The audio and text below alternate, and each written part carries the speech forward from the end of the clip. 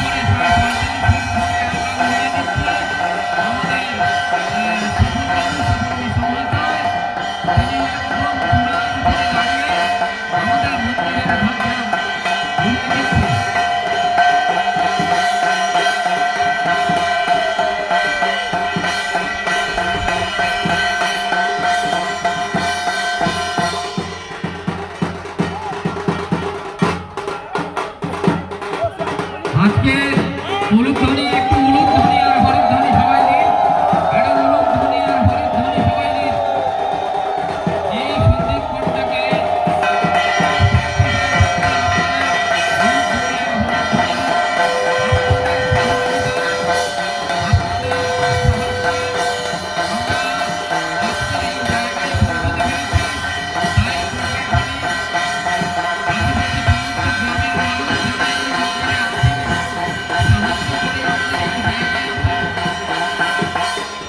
প্রশস্ত করেছেন, তাদের প্রত্যেককে জানাই আমাদের পক্ষ থেকে আন্তরিক প্রীতি, শুভেচ্ছা এবং প্রণাম।